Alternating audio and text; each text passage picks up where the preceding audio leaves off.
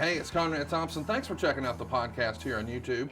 Be sure to hit the subscribe button and the notifications bell. You'll get a notice anytime we upload some new content. And when I'm not asking Bruce, hey, how big was Batista's? Well, you know. One of the things I like to do is help people save money. And if you're watching this video right now and you're in a 30-year loan, man, you're overpaying your single biggest bill and you may not even realize it. I want you to do a little experiment for me. Take your calculator out, multiply your monthly house payment by 360 payments. That's how many payments there are on a 30-year loan. That big scary number, that's your total of payments. You're looking at that number? You know you can do better. Keep more of your own money right now and go to savewithconrad.com. Or maybe you've got credit card debt. Man, it's not a matter of if I can save you money with that. Your average interest rate on a credit card is more than 20%. And by the way, all the interest you pay on those credit cards, it's not tax deductible. Whereas the mortgage interest, well, that is tax deductible. So if you owe this debt, it's up to you how to pay it back. Doesn't it make sense to get the cheapest rate possible and the greatest tax deduction possible? Find out how much money you can save right now for free at savewithconrad.com. You don't need perfect credit. Even scores in the 500s can be approved, and it's no cost out of pocket. But maybe best of all, we're licensed in more than 40 states. We can help more families than ever before. But how much can we save you? Find out right now for free with a quick quote from savewithconrad.com.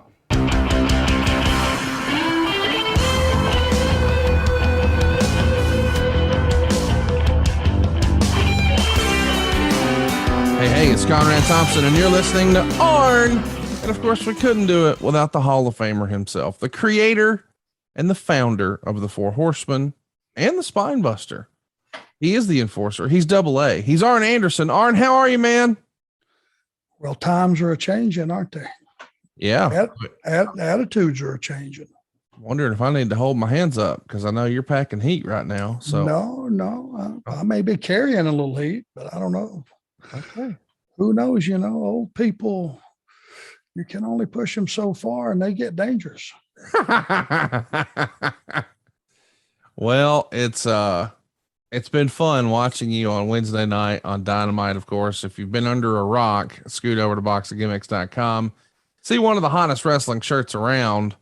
Arn is now known for the Spine Buster and the Glock. So, now we know why you named your son Brock. It rhymed with Glock. And, I guess when you go to these shows, Brock and Glock are riding shotgun with you, huh? I did not name him Brock because of that. Incorrect. And Glocks are purely, as long as everybody gets it, are defensive mechanisms only. Sure.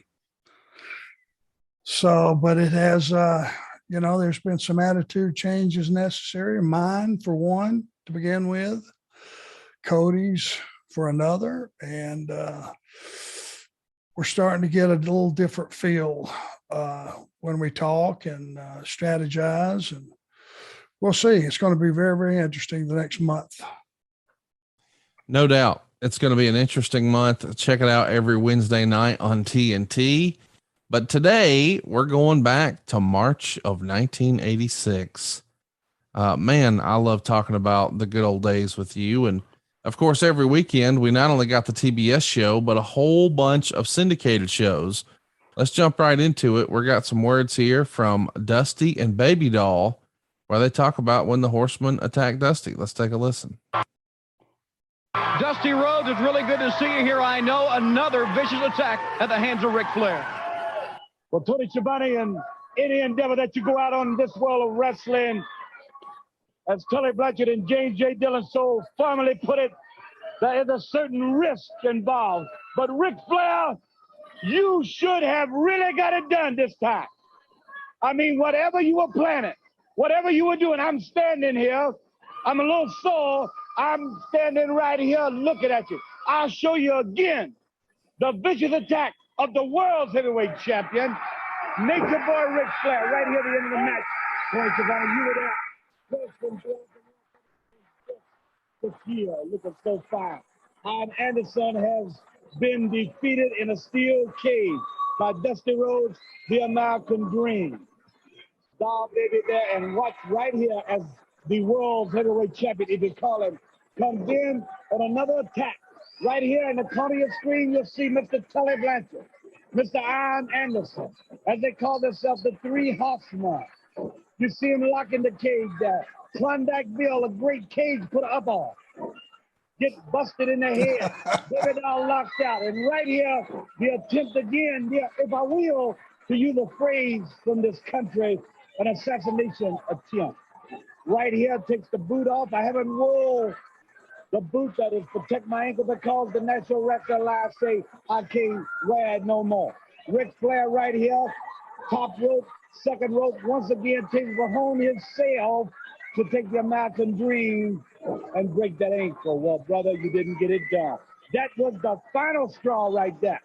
If you were ever going to do it, like I said, you should have done it there. 3 men against 1.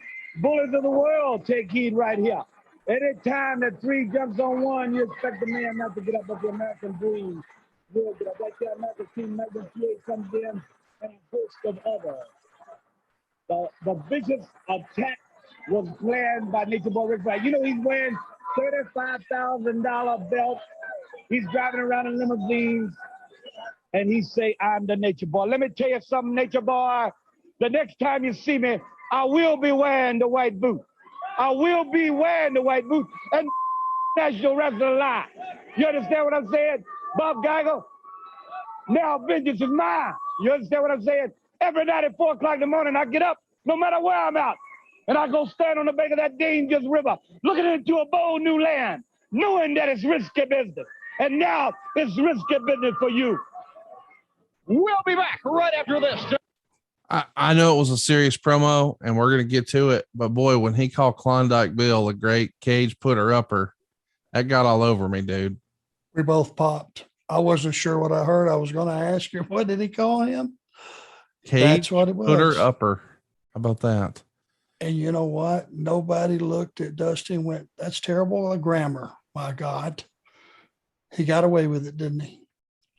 It was unbelievable. And I think that was part of his charm. And of course, the boot is coming back around. Of course, you guys put hard times on him the prior year in October at the Omni, and he had to wear that protective boot for his recovery. And of course, you took issue with that, and the NWA took it away. And you heard him say right there, to hell with the NWA. You've got a response on Worldwide. Let's see what you're thinking about all these goings on. The Risky Business Boys. No one exactly knew what we were talking about. You didn't know, but by now you know firsthand. I know exactly one thing. I know it was a swerve, just like we're constantly getting out of Dusty Rhodes and Jim Crockett Promotions.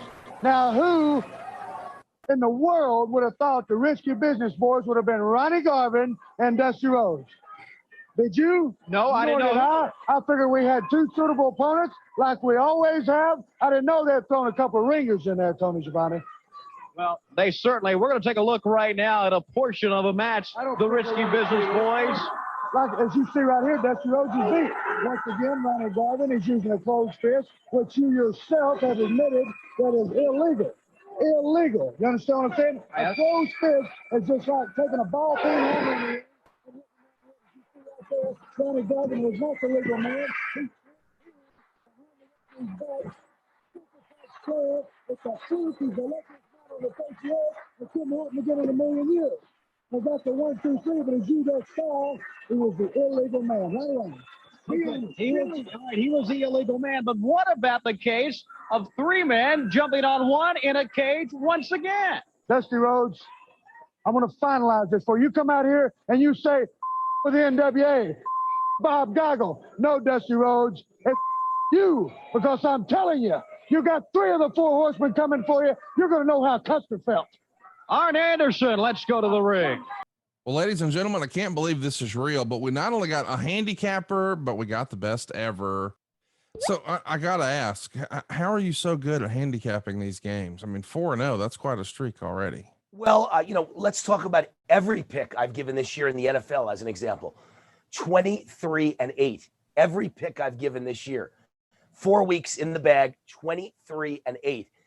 There's nobody in the country that can match what I do, but I always make sure, because anybody, Conrad, could make up anything. They could tell you and blow smoke and tell you, oh, I'm the greatest. But I am independently monitored and documented, so nobody could ever question what I say and go, I don't believe it. I send every pick to an independent monitoring and documentation service that has to get the pick before the game goes off and then publishes it after the game goes off so anybody can see what I gave. And those picks for the year, every NFL pick so far, 23-8. And I think it's because I do more homework than anybody else. You know, the average guy or gal watching this podcast, they don't have time. They have a career, they have jobs. They might read the newspaper or go online and see something, but they don't have time 80 hours a week to study the games. That's what I do. And I have a crew of guys behind me, my consultants, who every week we get together 3 times a week and they throw their ideas at me. I throw my ideas at them. And then I pick the final 5 plays on Saturday and Sunday in college and pro football. So, I mean, I've got a great team behind me too, but we're all doing together hundreds of hours of homework. So you don't have to. It's all at vegaswinners.com. I don't know about you guys, but I'm going to vegaswinners.com right now. Let's win some money. You're going to know how Custer felt. That's a nice little go home line, isn't it? And we know how that ended up. You know, listen, we haven't spent any time talking about it, but it's been said a lot that Dusty would get a lot of his creativity based on his viewing habits. He was influenced by television and movies.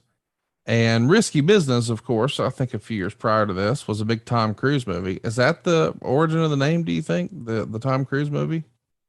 I don't know for sure. You'd have to get inside Dusty's mind to get that. I don't think so, only because if the story kind of paralleled each other, maybe.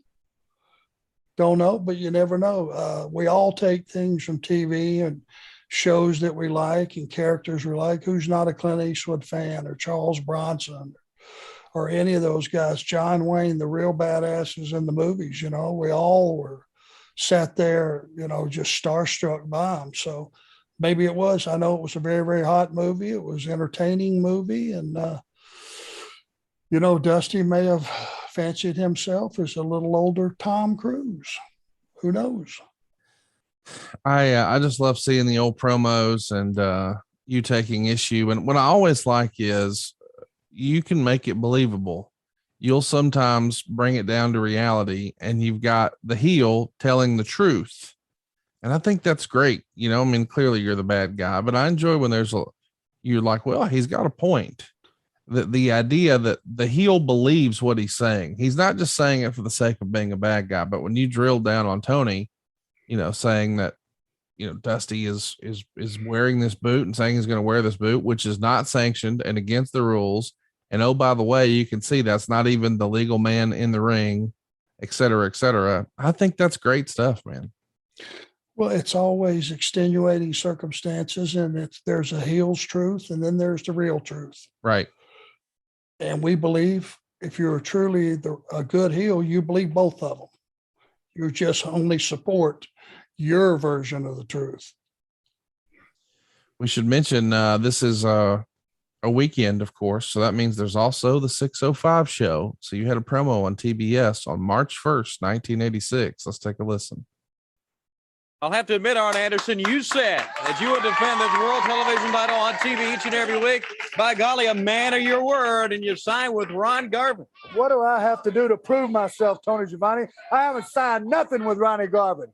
All I did was lay out an open contract. He's the one that signed it, and I don't know whose idea it was, but I've came out here every week and defended this title like I said I would, as a man, as a champion.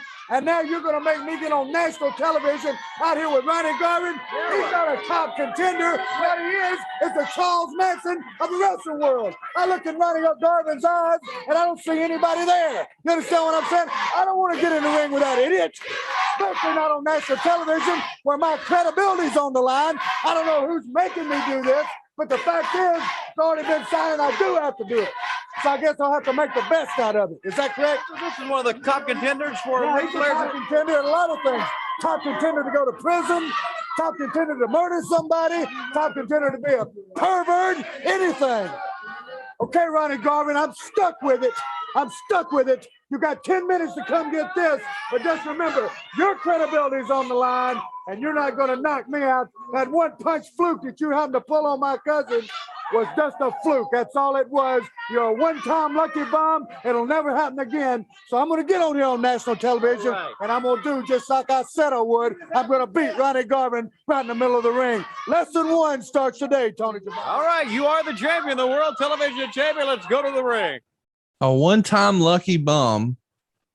How about that? One-time lucky bum. And then most likely to be a pervert. I mean, would that be Tony Schiavone or Bill Klondike Bill if you had to guess? It's got to be one of those. I would think both. That's a tie. There you go. Tie goes to the runner, and they're both hauling ass. That is an Arnism right there. October 1st, or I'm sorry, March 1st, as we said, we're getting down and dirty here in Atlanta. This is a show that you tape that day, it airs that day, and that night you're making Greensboro at the Coliseum. You're gonna have 10,421 fans. The next day, another matinee show at the Coliseum, but also one in St. Louis, and that's where you are. You'll be taking on Dusty Rhodes. Of course, he's the national heavyweight champion. You're the NWA television champion. It's a non-title Texas Deathmatch, and it goes on right before the main event, which was Ric Flair and Ron Garvin. As a reminder, Ron Garvin has knocked out the world champion with that punch. We've heard in more recent weeks. So he's earned his right to challenge for the world title. And we know that ultimately they're going to go his way in 1987. Do you think 86 may have been the time to try it for a cup of coffee with Ron? Or did it not make sense in 86 in your opinion? You know, when something catches on, like Ronnie Garvin caught on, and he did, it was instantaneously. I think if you don't listen to the audience when they really have jumped on board and are supporting a guy, you got to, strike while the iron is hot, in my opinion. And Ronnie Garvin got over. There was a lot of guys on that list that got knocked out before Flair.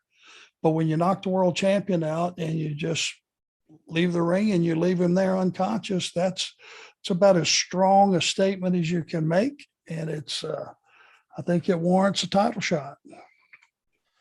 I want to mention that the national heavyweight championship that Dusty's wearing, I think that's a sort of a carryover from the old Georgia days, the national championship, is it not? Yeah. And the one for some reason that I remember having that title that struck me was a good representative of it was Larry Zbyszko, right? Yeah. It was, I think it was a holdover from Georgia Championship Wrestling days. I want to mention that you're back on the road right after that. We're going to see you start making towns in, what's the TV in Spartanburg. It's a sellout on March 4th. On March 5th, you're going to be working with Pez Watley at the Dorton Arena. On the 6th, you're in Columbus, Georgia, taking on Jimmy Valiant. That must have been a day off. Columbus, Georgia against Boogie Woogie. That's just, that's easy. That's easy business right there, is it not? You bet. And we probably traveled out of Atlanta. So it was a quick 100 miles. And then you're back in Atlanta on March 8th. Of course, we're going to be doing another television taping here for WTBS. And of course, if we're doing weekends, that means we've got the syndicated show too. You had a promo here on March 8th from the Mid-Atlantic show. Let's take a listen. Fans, we had some exciting news for you concerning the Jim Crockett Sr. Memorial Cup. The date and the site has been chosen. Of course, cities around the world were bidding for this tournament. One of the great sport complexes in the world has been chosen for the site of the tournament, the Jim Crockett Memorial Cup. Now that cup, the Jim Crockett Sr. Memorial Cup, is going to be held on April 19th.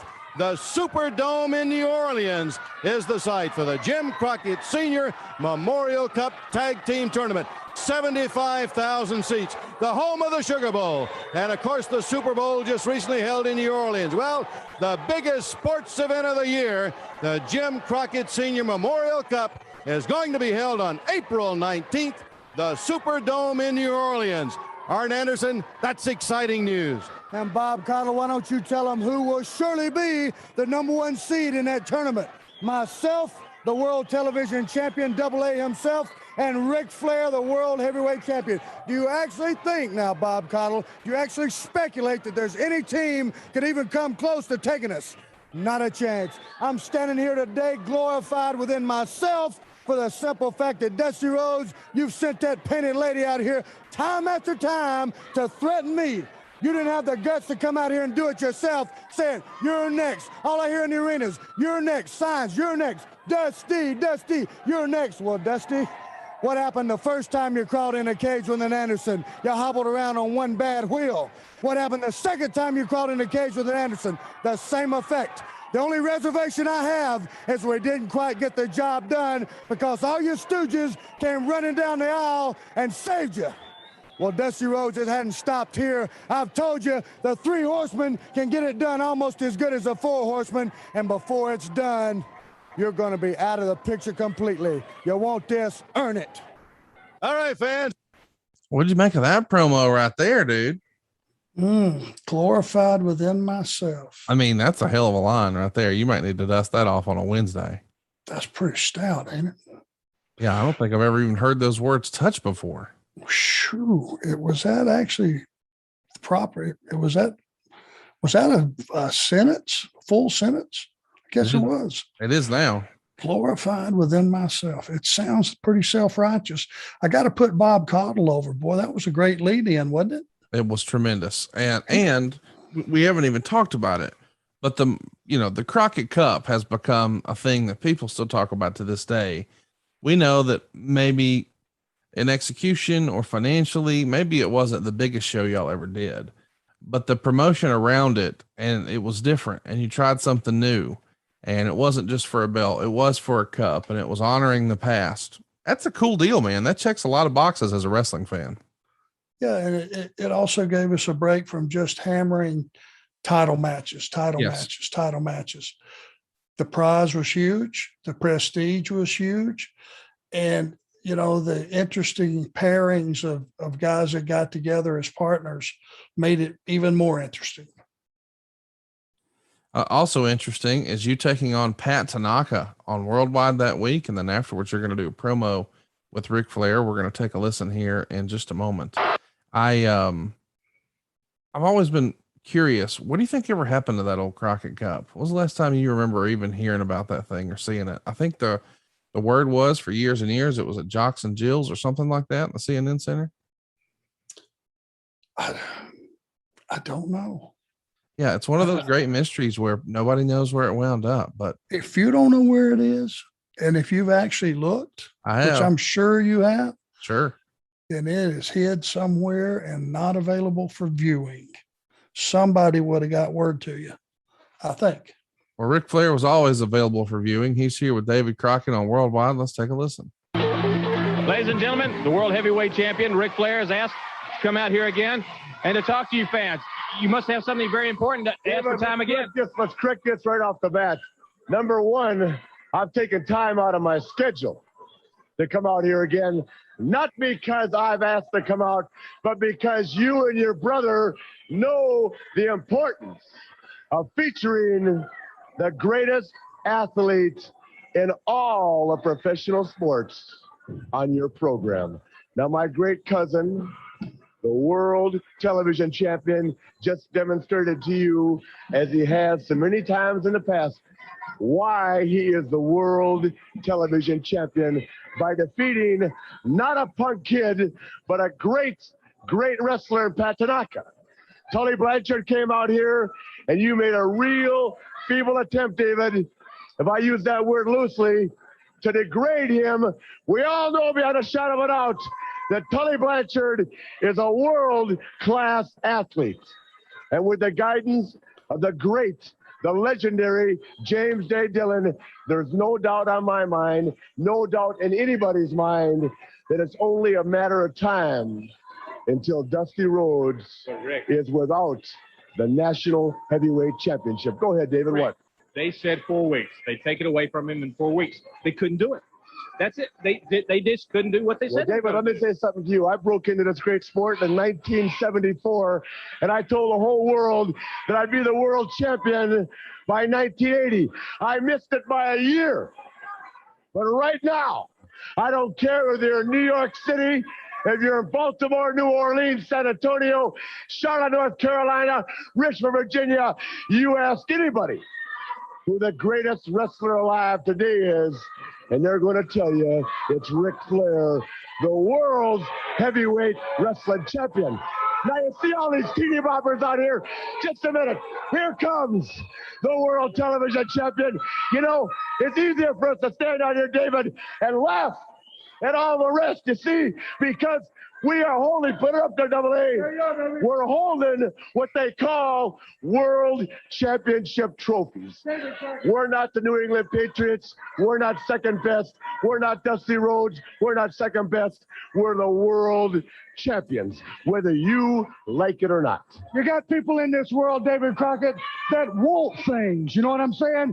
Dusty Rhodes, Magnum TA, Rock and Roll Express, Manny Fernandez, you name them, that's people that want things. Then you have people that have things. Guys like Ric Flair, the world heavyweight champion, Double A, myself, Arn Anderson, world television champion, Tully Blanchard, the Midnight Express, and Jim Cornette. I'm not talking about just monetary things, David Crockett, not material things. This you cannot buy hanging on a rack in any clothing store. Ric Flair does not dress of class, he reeks of class. Double A, you know how they call you and I Space Mountain and the Blue Sky? A little girl over here just told me they call Ricky Morton Ride the Wild Mouse, and that's the bottom line. Woo! There you are. Ladies and gentlemen, we'll see you next week on the very best in professional wrestling, worldwide wrestling. Boy, there's so many one-liners in there. I don't know how. I mean, that's like a whole week's worth of T-shirts right there. God, dude, how much ground was covered there? So much. I mean, it was like a almost a State of the Union address. It was like a mutual admiration society amongst Rick, putting all of us over. You know, he put himself over, put all of us over. Then he started digging Dusty and his crew. And, you know, it's just covered such a wide spectrum of subjects. Amazing what you can do in 3 or 4 minutes. And we're going to find out what you're doing the next day, March 9th. You're at the Omni working with Dusty Rhodes. Dusty's going to pick up the win by DQ. As best I can tell, at least according to the history of WWE.com, which is where we get all of our results, your next date is a television taping here on March 15th. And of course, we're still hyping up everything around the Crockett Cup, but you know, it's impossible for us to get through a weekend and not have a few words from Arn Anderson. There's a great promo here with 3 of you, Arn, Tully, and JJ, and we're going to play it and sort of catch up on what's going on. But I do want to ask, you know, obviously it's a different time. You weren't doing scripted promos, clearly, but when there's 3 guys talking, so it's Arn, Tully, and JJ, did you guys have like a rule of thumb of this guy usually starts and this guy usually closes or what have you? You know, we kind of decide when we would walk out. It was like, or maybe we would have a few minutes. We would just do a skull session. Whoever had the match that probably needed the most time spent on it, we would start with that guy and make sure they had all the time they needed. And when they got time, if there was time, some weeks there wasn't time. Sometimes you get in a zone and you would just run with it and you'd use every bit of the TV time. We never had an issue with that because even if we were the guy talking and there was somebody that wasn't talking, we would talk about them. It was just like Rick covered us. He put all of us over. That kind of rub you can't get and you couldn't get. At that time for sure. So it wasn't like every single week. It was, okay, me, you, and then JJ. Sometimes JJ would start. It just depended on what the story. We just tried to follow from week to week what happened last week, who would be the most pissed, and that should be the person that should go first. Common sense was a lot of it. So we've got 2 things that happen on that special episode, March 15th. We'll take a listen to the first promo now. Here we go. Tully Blanchard Enterprises, along with Arn Anderson, the World TV Champion. Of course, Tully, the National Heavyweight Champion. And here's the team. Fairly formidable team, I would think. Your ratings have just taken a phenomenal jump in the last 10 seconds. You know, I tell you, Tony Schiavone, it was hard-pressed to look for somebody that was as good as the Three Horsemen to be my partner. I tell you what, Flair, we decided he goes on, defends that world title, take Dusty Rhodes down for the last time. New Orleans, Louisiana. 4 seeds, should be number 1. The remaining 2 are the Four Horsemen, Arn Anderson, AA, and Tully Blanchard, the National Heavyweight Champion. What 2 athletes are better conditioned than us, more experienced than us? 2 champions combined, Tony Schiavone, are going to be unbeatable. If you want to seed us 24th, do it. We'll beat 6 teams, 8 teams, or every team if we have to win $1 million because we got expensive habits. I got news for you. If you think that we can't go out on $1 million in New Orleans and have... Hey. Oh, my goodness. Baby Doll is here with us at ringside. You know, I have a couple of words for all of you. And Arn Anderson, I'm going to start by you. You never beat Dusty Rhodes for the title, and you know it. Tully Blanchard, we all know how you won the title. I'm not going to embarrass everyone by telling you what kind of man you are.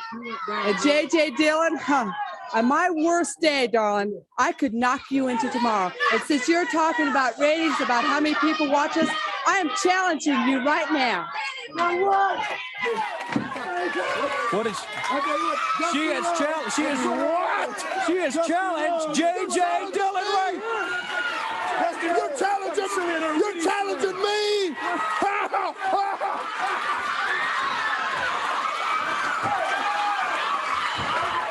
So J.J. Dillon is taking off his tie and his shoes. He just slung off his jacket. He's going to climb in the ring with Baby Doll, who's in the ring waiting on him. That woman will do anything to get a little affection. Any way she can to get somebody to hug her. I think James is going to go in it. J.J. Dillon is going up against Baby Doll. The challenge has been made. Oh, my. I can't begin to imagine what we're in for. I can't begin to imagine it all. Oh, here's America's team. It's Dusty and Magnum. So, of course, Arn, as you guys are standing on the apron there, America's team attacks you from behind. Why do they keep doing this? Why won't they just do a fair fight, Arn? You know, that was my point every single week. It felt like it was just an ongoing situation. You know, I would have punched Baby Doll in the mouth if I thought I could have beat her. She scared me to death. She was a physical specimen. I mean, strong, buddy. Yeah, I mean, when she wrestled, she was Andrea the Giant, right? Yes. I mean, she was very, very strong, you know, and so I thought better of that. I'm not going to lose my reputation on one of those deals. That was a no-win, but Dusty and Magnum, it just felt like this thing, no matter how many times we got into these scuffles, it didn't ever get old.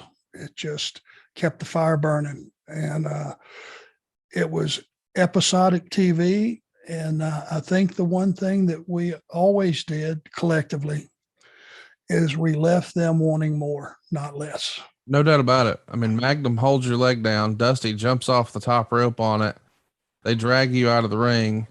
And then they try to do the same to Tully. And thankfully, JJ's there to at least run a distraction long enough. And chaos ensues. But listen to the crowd celebrating. America's team coming in to clean house. But as we said, there's 2 segments on this show. So you guys are going to regain your composure, and you got a few words to say here on March 22nd, 1986. Hey, you heard the words from Arn Anderson, Tully Blanchard, J.J. Well, let me tell you something. We're going to be Mr. Nice Guy no more. We've been taken advantage of for the last time. Baby Doll come out here strutting her stuff because she was mesmerized by all the gold that's blinding her that used to belong to her a long time ago. I'm talking about the world television title proudly held by Mr. Arn Anderson. I'm talking about the National Heavyweight Championship belt held by by Mr. Tully Blanchard, and she come out here strutting nothing but her butt, and she trying to set me up to get that Doom Squad out here that they call America's team to try and cripple my boys. But they left unscathed, and most important is we still got the hardware. You know, I tell you what, Dusty Rhodes, you get a point today.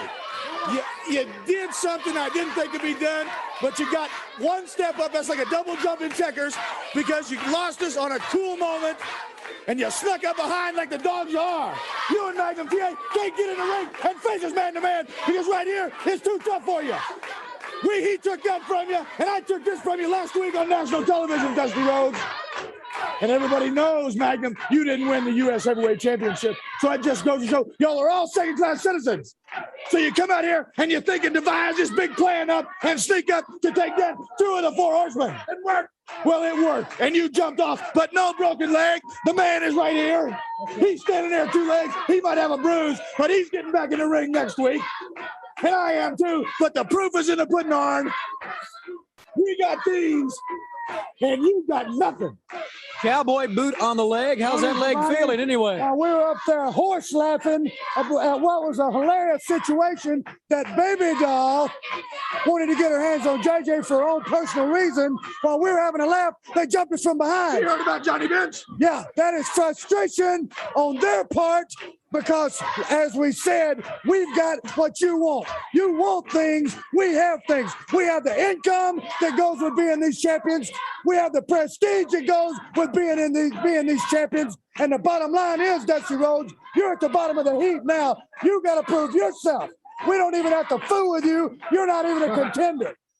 And as far as America's team goes, we're in better shape than you are. We're better athletes than you are. And we've got our ace in the hole, namely James J. Dillon, which gives us that edge that'll always push us over the top. Tony Schiavone, we are the 3 horsemen. Ask me why I'm looking over my back. Why are you looking over I got to watch their backs because Dusty Rhodes, Magnum TA, Ronnie Garvin, and the whole rest of the pack are nothing but a bunch of back jumpers. And they're chasing the pack. Face to face. Just ask him to come face to face. Boy, 3 irate men. Arn Anderson, Tully Blanchard, and James J. Dillon. The action doesn't stop here. We're coming right back. Boy, that was a great promo. A nice way to follow up the attack that we heard earlier. But man, every now and again, you'll hear some inside baseball. Tully was trying to make you crack up on that Johnny Bench reference. Yeah, I don't really know what that is. That's a J.J. Dillon-ism, the Johnny Bench. So you will have to inquire with JJ, which I'm sure sooner than later you'll have a conversation with, and have to ask him about the Johnny Bench line. I've asked him about it. We've talked about it on Tony Schiavone's show. We don't have to cover it here. But it still tickled me because it was so inside. Almost no one at home would have had any idea what you're talking about. And it looked like when Tully did it, he was grinning and then grinned at the camera because he wanted you to laugh, but you didn't break. In all these days when you guys were out there having fun together, and you could tell you're with your pals and you're having a good time, did anybody ever get you to break in the middle of a promo? Oh God, of course. I mean, we all would, when things were rolling smooth and you're doing well and everything is just clicking, we would try to slide a little inside something in there, that was just a joke amongst us. But like you said, if you didn't know exactly what they were talking about, it escaped you. It blew by you. And that was one of those deals. But yeah, we used to crack each other up, especially when we would have, television in those days. If you go back and look at it, Conrad, here's the big difference. You never beat your top heels on TV.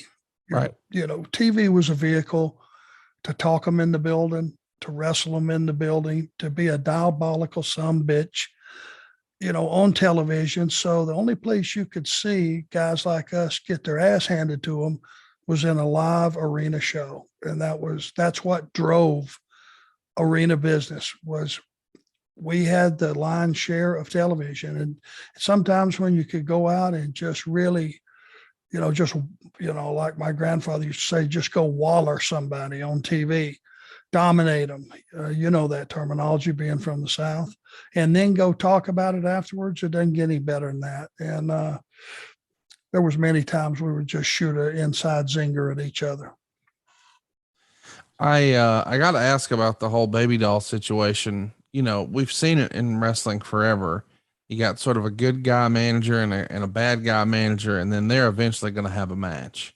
You know, we used to see stuff with Cornette and Paulie, and, you know, Jimmy Hart would do something on the WWF side of things.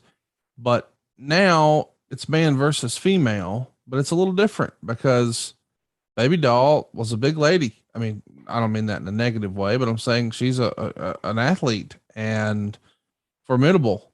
And JJ is supposed to play chicken shit heel. And of course he used to be a wrestler himself. And I've heard guys in the business say before, the trick is to, wrestle like a manager and manage like a wrestler. And I feel like even though he was a wrestler, he was doing his best here. Was this something he dreaded or he looked forward to? Because it feels like a tall ask. Hey, go have some physicality with a lady. What you're saying is JJ Dillon, and the reason we all thought so highly of him. JJ was a very good wrestler before he was a manager. I don't know if a lot of people know that, but if you can go and find footage of him when he was wrestling, he took textbook bumps. That's the one thing everybody always said. He took textbook bumps, and I had to go and find footage on it to see it because, you know, my first time meeting JJ was 85 when I got to Charlotte. So he was already a manager. His wrestling career was over. But he did this thing, and you will remember this, and it was the highlight of our life. I would wait for this every single night. Say when Dusty was giving one of us the elbows and another guy would feed in and he would get the elbows. Third guy, and sometimes even four guys would come in and we're all lined up eating the elbows from Dusty. And he would turn around, JJ would pop up on the apron, he'd give JJ one, and he would do what we called the Hully Gully. It's where he was spider monkeying the ropes all the way down. So he's on his back on the middle rope and sort of holding the top rope, and his legs are dangling and his arms are.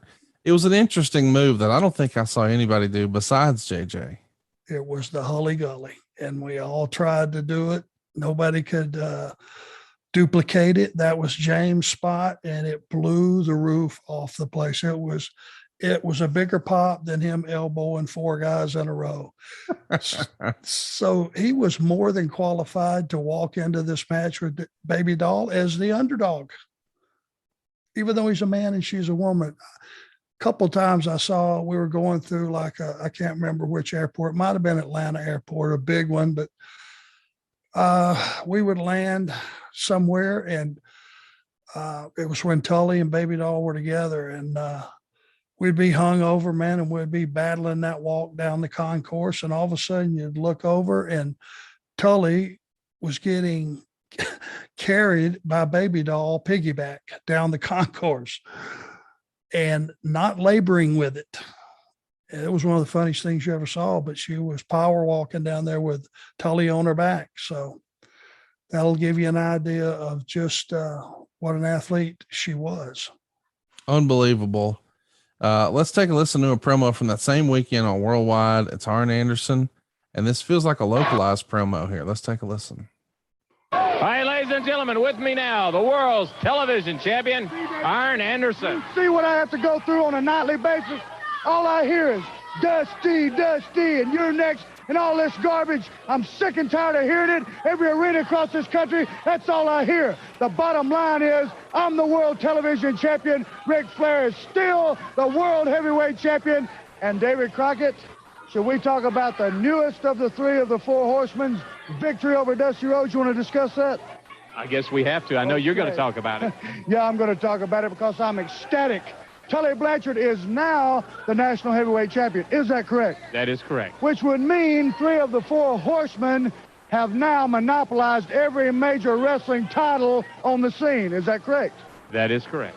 Well, Dusty, being the fact that we've took all you have and all you're left with is your personal, what we're going to do is just beat on you for the fun of it for a while. All right, ladies and gentlemen. Beat on you for the fun of it for a while. It's a great line. Yeah. Little redneck in there. I like it. Us being rednecks, we can appreciate that, correct? Oh, absolutely. Did you keep any of these old jackets? You just had a really cool jacket on there, a white one with a red AA on it. You got any of your old tracksuits or jackets from back in the day like that? There's a few scattered around. I'm probably up in the attic somewhere. Next time you're up there, we got to post some on social just so people can take a look at the old, where they are now, if you will. Got it. March 16th, the next day, you guys are in Cleveland, Ohio. You're working with Dusty again. You're actually going to win there by DQ.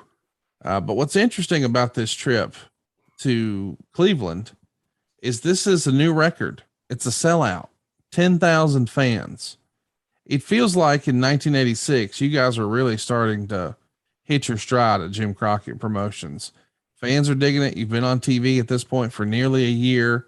They're seeing you week in, week out. So you're able to stretch out, go to new territories and do well. 10,000 fans here in Cleveland, Ohio.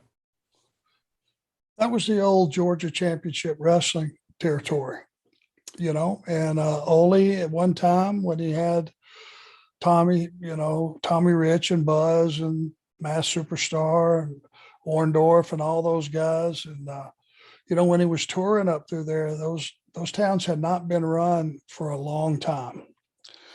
And he did good business. And then when that company started to go south a little bit, it wasn't ran for a while then. Jim Crockett having the strength, that's one of the biggest examples, having the strength of being on TBS on that television and came in with that fresh crew of stars.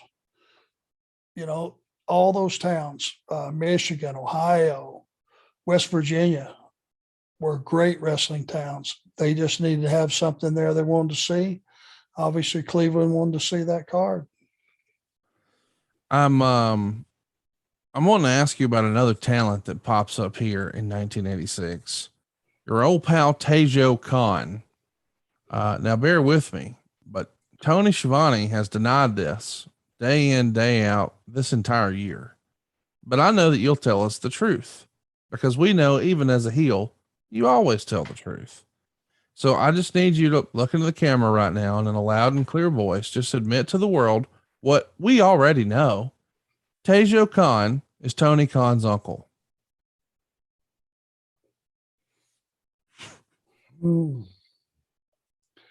There is not a member, and I can say this without having to check, of the Khan family that has a hairdo like Tejo Khan had. Yeah, you hadn't met them all. You don't know that. I'm certain there's no 8-year-old nephews running around with that type hairdo. That mustache alone on Tejo, goatee, whatever it might be, dyed black.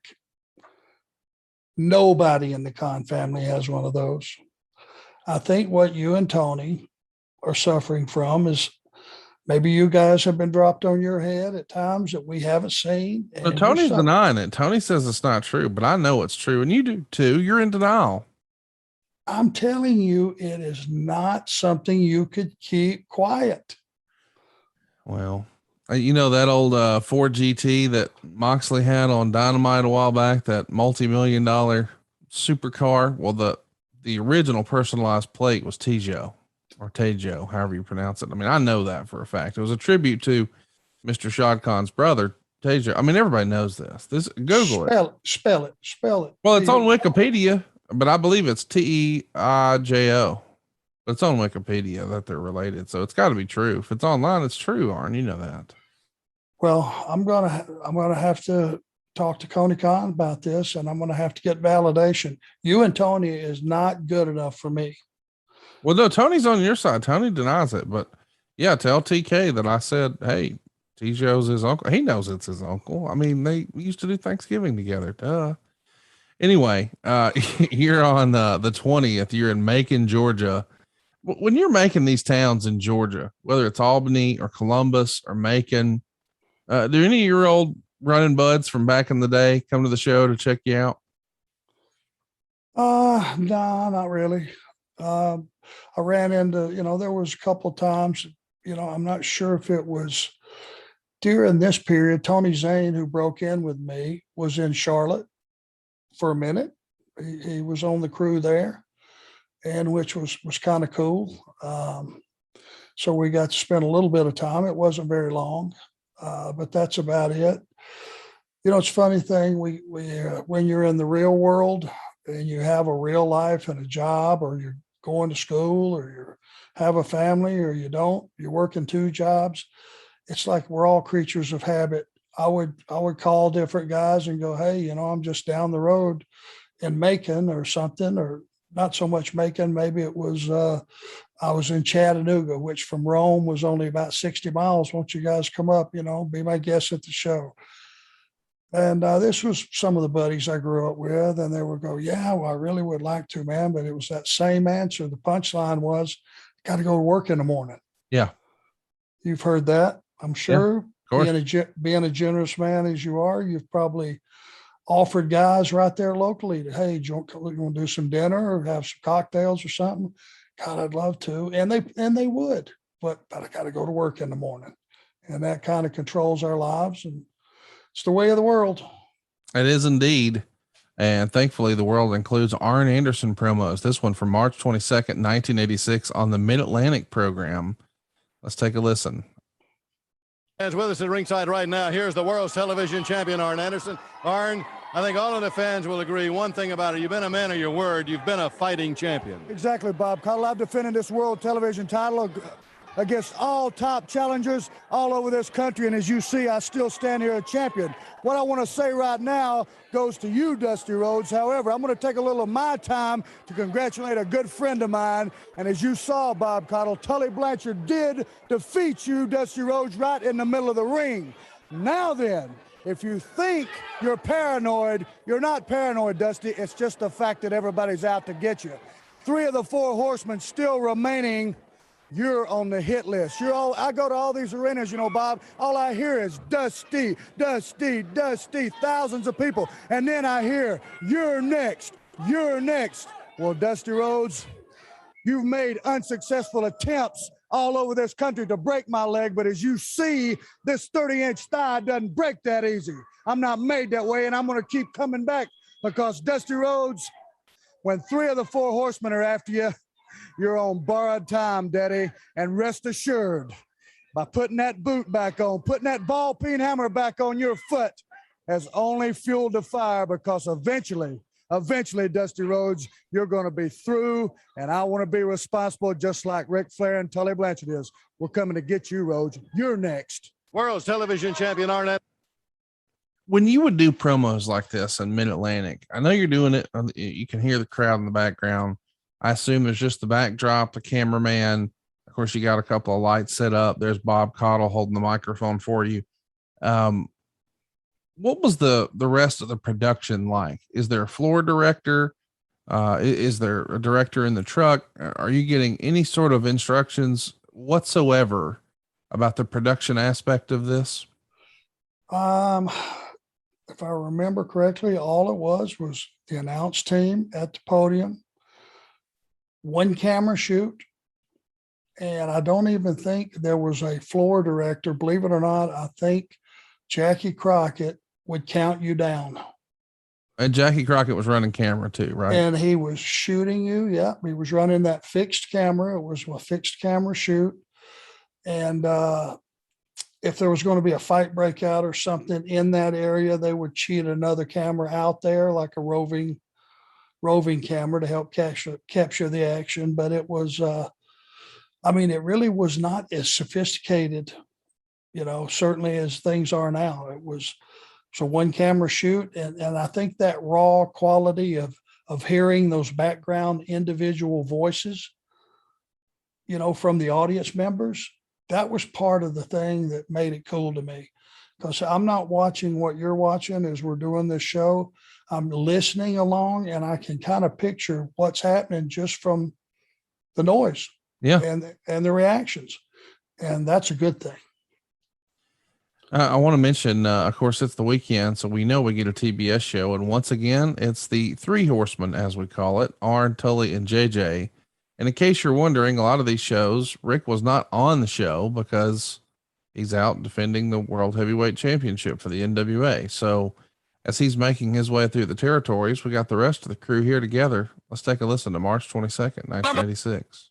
4 seed in the Jim Crockett Senior Memorial Cup Tournament. Arn Anderson, World TV Champion. Tony Blanchard, question. National What would you Champion. rather do for the rest of your life? Would you rather stand around and punch your fist against a wall, trying to toughen it up so maybe you can knock somebody out? Or would you like the job of getting a little polish and a nice soft rag and polishing this up because you're already a champion and you've already beat everybody?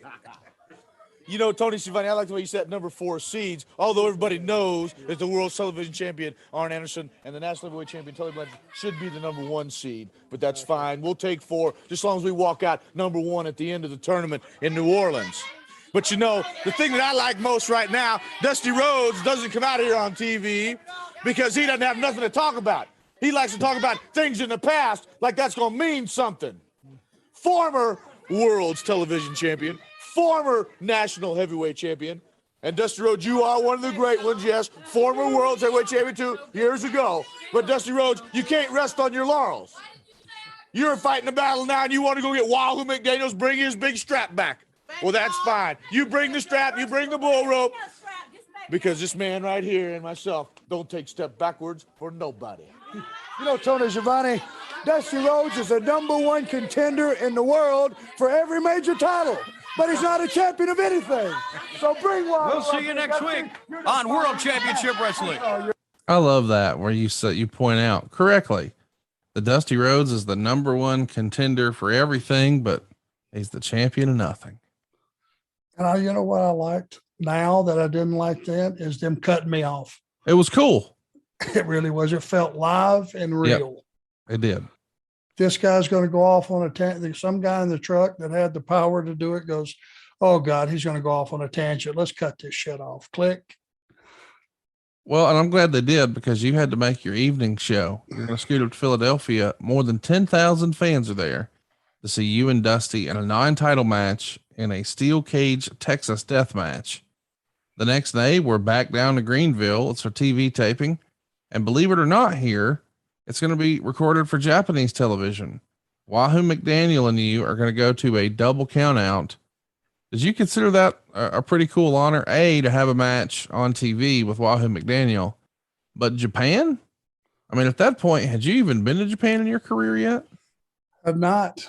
That was uncharted waters, and to be exposed to the Japanese audience. Yeah, it was an honor. You bet it was. It's so cool to think about, people all over the world are seeing you in places you've never even been yet. The 23rd, Columbia, South Carolina, on top, very last, the main event. It's the Bull of the Woods, Dusty Rhodes and Arn Anderson for the TV title. The next day, the beat goes on. The Cumberland County War Memorial in Fayetteville, North Carolina. Second from the top, it's you and Jimmy Valiant. When you compare and contrast the style of Dusty Rhodes and Jimmy Valiant in the ring, it's a little similar, right? It's heavy on the entertainment, and they both knew how to play that crowd like a fiddle, right? Yeah, absolutely. It was totally different styles. I would say Boogie was 100% a showman. Yeah. 100%, Shakespeare. Dusty had that incredible charisma, but buddy, when he hit you in the top of the head with that elbow, everybody got it. Yeah. Boogie was doing the P spot, and everybody that knows the P spot knows what I'm talking about. And, shaking his butt around that ring, and it was a night off, and it was entertaining. It would let you up. And the fact that you could go, and you being me, from Dusty one night to Ronnie Garvin the next night to Boogie Woogie the next night, and have 3 totally different matches, but entertain the audience to the fullest extent. That's what you aspired to be as a top heel in the business in those days. I want to mention you're on the road the next day, also working with Jimmy Valiant, this time in Rock Hill, South Carolina, 4,100 fans on hand. Dorton Arena would see action on March 26th with you and Darn Kernoodle. on the 27th. You're at the Scope in Norfolk, Virginia. That's an interesting looking building from the outside. What'd you think of as a performer working the Scope as a building? Round. You don't see a lot of round buildings, but it's funny. You look at it from the inside, you go to the curtain and look, and it's like there was not a bad seat in the house. Yeah.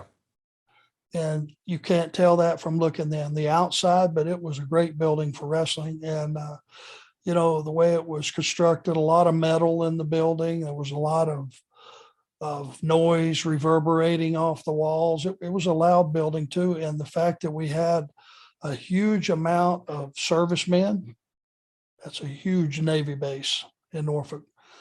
And brother, they would get about 8 or 10 of them, or 5 and 6, 7 of them. And there would be groups of sailors, and they did not like the Horsemen in those days. Yep. It was one of those rare towns where you had a bunch of military guys, and they were dying to get in that ring or jump on you if you spilled out into the crowd. So it was a different dynamic. It was easy to work with guys like Dusty and Magnum, especially Magnum, who was from there. You're talking about have a home field advantage. He was from Norfolk. Well, unfortunately, Pez Watley didn't stand a chance that night. You picked up the win. The next day, 10,000 fans are going to see you guys in Richmond, Virginia. You're third from the top. It's going to be Dusty and Wahoo on one side, Tully and Arn on the other. What'd you think of that tag team, Dusty and Wahoo? Ooh, I guess that was one ass whooping we're going to have to take. Yes, sir. And if I go back and probably could see a film of that match or run it through my head, the only offense we got probably was on our entrance. That's a good line. Take it from there. On the 29th, boy, things really start to heat up. Before we play, we'll go ahead and do it. Dusty and Baby Doll are going to come out and say a few things, and then we're going to hear maybe a response from Arn, Tully, and JJ. Let's take a listen. Top stars of the world of wrestling are here on World Championship Wrestling. As we told you a little bit later on in the program, we're going to give you some information on the Jim Crockett Senior Memorial Cup. We're cooking today. Here they are, the American Dream, Dusty Rhodes and Baby Doll. You know what? You're going to have to call somebody. I'm getting ready to pitch a fit is what I'm going to do out here today. I have seen more great wrestling today. David Crockett has to be at his best today in commentating the great wrestling going on out here. Let me tell you another thing. I want to go on record right now in the USA Today newspaper. Somebody was talking about professional wrestling. And talking about why, for instance, Dusty Rhodes is not in an NFL camp. Well, brother, I make more money per year than 95% of the quarterbacks in the National Football League. That's a good reason. I drive 3 Mercedes-Benz. That's another good reason. I got a house in Los Angeles, California, one in Charlotte, North Carolina, and a fancy hotel apartment in New Orleans. I have thrilled women from shore to shore until God came along and settled me down. I have rode the wildest horses throughout this country to a standstill. I have looked the devil in the face on many occasions and spit in his eye.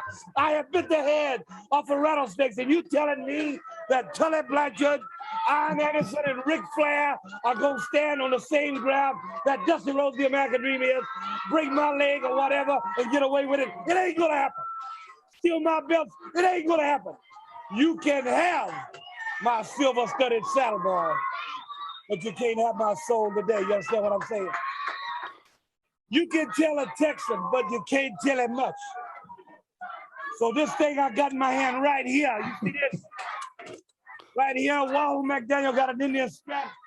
And Arn Anderson, Tully Blanchard, you get to know this thing real well, because your noggin's going to be shining when I put it on your head. You understand? And dog, you tell him like it's going to be. No, Arn Anderson, we told who you were next. And you know what? I have been outside the ring when you have begged for mercy because of what this man has done to you, because you are next. And it doesn't matter what happens in New Orleans because we do have a title shot, even though, Arn, we do have you about a week ahead of time. And Dusty, you know, you said you were going to break his leg. Why didn't you just break his jaw so he can't come out here and mouth off anymore? I never said, baby doll, once your jaw broke, consider it done, mama. The American Dream, Dusty Rhodes, baby doll. We have more action. Don't go away. We're going to come back and we're going to listen to your promo with the other two horsemen. But God, man, how great was Dusty when he's talking about, you can tell a Texan, but not much. Just some of those little one-liners were great. And then he had the cowbell. That's great classic stuff, man. I will Monday morning quarterback this one a little bit. Let's do it. Seeing what I just heard, seeing what I heard, that's not a thing. Hearing what I just heard. If I was going to get the very, very most out of that, it was excellent. I would have had Baby Doll do her spiel first. Dusty comes in and does that exact promo, which if anybody else would have done that promo, the audience would have turned on him. It's a pretty cocky promo, but it was so entertaining. And that's how I would have closed the show. I don't know if that was the last thing on the show. Oh no, we're coming back and we're going to hear you right here. Let's take a listen.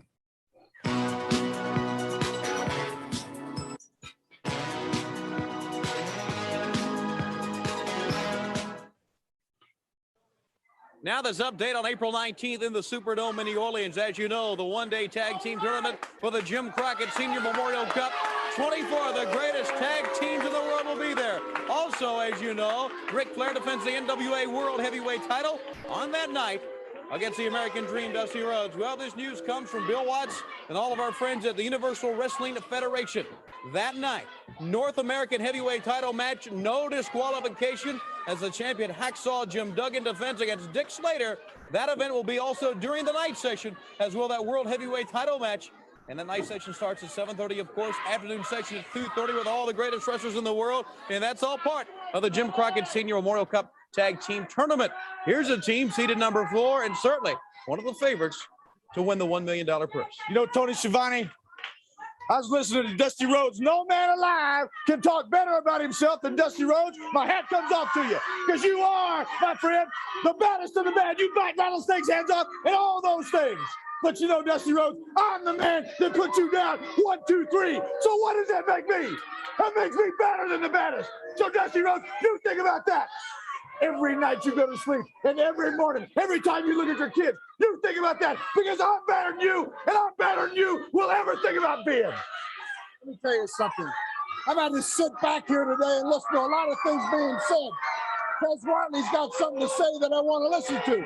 But when I got to sit back here and listen to Baby Doll come out here giving people orders, it's enough to make me sick to my stomach.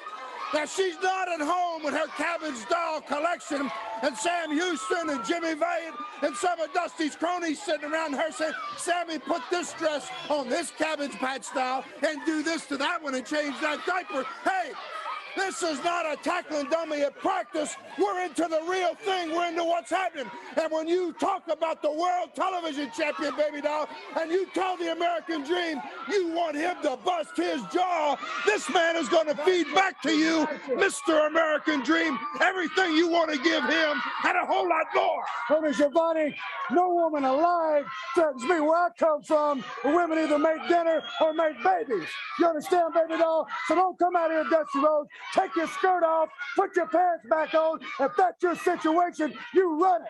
You understand? But the issue at hand, bull rope and strap matching. You want to tie us up? You and the big chief? Fine, tie us up. We're going to show you what endurance is all about. And Tez Watley, since you finally become a man, since you've turned into a man, maybe you'll have the distinct pleasure way on down the road of having a cocktail with the 4 horsemen. Because trust me, this is what's happening along with our cousin, the world heavyweight champion, Ric Flair. Dusty Rhodes, make no mistake, when you're on the hit list of the 3 horsemen, eventually you're going to be back in a cast, period. 2 of the 4 horsemen, Arn Anderson, Tully Blanchard, and, of course, Gene. You're going to be back in a cast, period. I think that pretty well says it right there. still put Dusty's promo on last. Yeah. But you notice what Tully did, which was out of character. He put him over. That promo about taming the wild horses and all that. You go back and listen to that. That was all over the place in a good way. Yeah. It was the greatest put over of yourself that I've heard lately. And it just felt good. It was Dusty on a roll. There was nobody better, make no mistake. And those, maybe ever. But when he got on a roll and talking about himself, nobody was better, buddy. He covered everything you could ever imagine.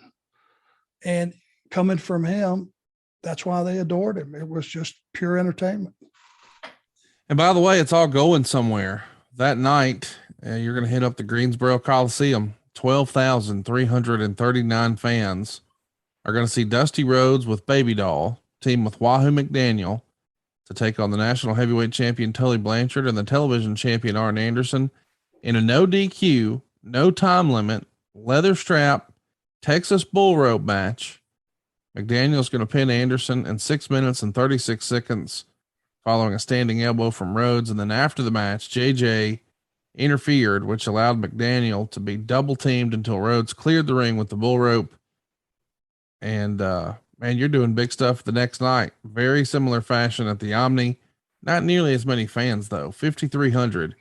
It's Dusty and Wahoo taking on Arn and Tully in a chain strap match. What do you prefer? A chain strap match or a leather strap / Texas bull rope match? To me, as someone who's never even been inside a wrestling ring, I want no part of the chain. What say you?